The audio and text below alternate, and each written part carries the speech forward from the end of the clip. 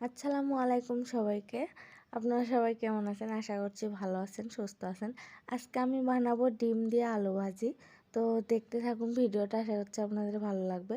আমি এই সাইজ করে আলু কেটেছি। তারপরে যে কড়াইতে তেল দিয়ে দিয়েছি, তেলটা হিট হওয়ার পর আমি এখানে দিয়ে দিচ্ছি একটা বড় সাইজের পেঁয়াজ আর 3টে মরিচ। তো পেঁয়াজ মরিচগুলো একটু ভেজে নেব।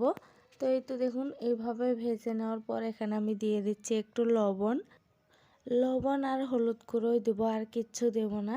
আর এই লবণ আর হলুদ গুঁড়োটা আমি এই তেলের মধ্যেই দিয়ে দেব। তো লবণ দিয়ে দিয়েছি, এখন দিব হলুদ গুঁড়ো। জাস্ট অল্প একটু হলুদ গুঁড়ো দিলেই হবে। এগুলো দিয়ে একটু নেড়ে নিয়ে তারপর আমি এখানে আলুগুলো দিয়ে দিলাম। এইভাবে আলুটা দিয়ে ঢাকনা দিয়ে আমি ঢেকে দেব। এইভাবে একটু ভালো করে নেড়ে দিয়ে আমি কিন্তু এটাকে ঢাকনা দিয়ে ঢেকে দিয়েছিলাম।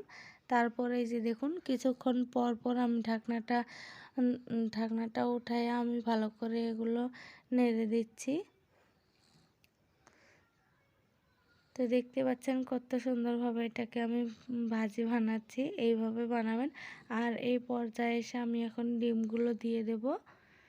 এই যে দেখতে পাচ্ছেন আমার ভাজি কিন্তু প্রায় হয়েই গেছে। এখন আমি এখানে ডিমগুলো দিয়ে দেব। ডিম আমি এখানে দিয়ে দেব 3টা ডিম। তো এই তো আমি এই ডিমগুলো কিন্তু আমি ভেঙে দিইনি, এমনি ফাটায় এমনি আমি ভাজির মধ্যে ডাইরেক্ট ডিমগুলো আমি দিয়ে দিয়েছি। তারপর ডিমগুলো দিয়ে একটু ভালোভাবে এইভাবে নেড়ে চেড়ে নিয়ে আবার কিন্তু এটাকে আমি ঢাকনা দিয়ে ঢেকে দেব। তো এইভাবে বারবার নাড়তে হবে এটাকে। তো এই যে দেখুন আমার ভাজির কালারটা কিন্তু একদম সুন্দর হয়ে গেছে। আর এই তো ফাইনালি আমার ভাজিটা হয়েই গেছে।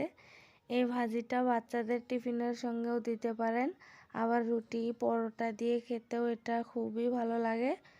তো আজকের ভিডিওটা আমি এখান থেকে শেষ করছি। আশা করছি আপনাদের ভালো লেগেছে। তো ভালো লাগলে একটা লাইক করে দেবেন, আর আমার চ্যানেলে যদি নতুন হয়ে থাকেন অবশ্যই সাবস্ক্রাইব করে দেবেন এরকম নতুন নতুন আর একদম সহজ সহজ রেসিপি পাওয়ার জন্য।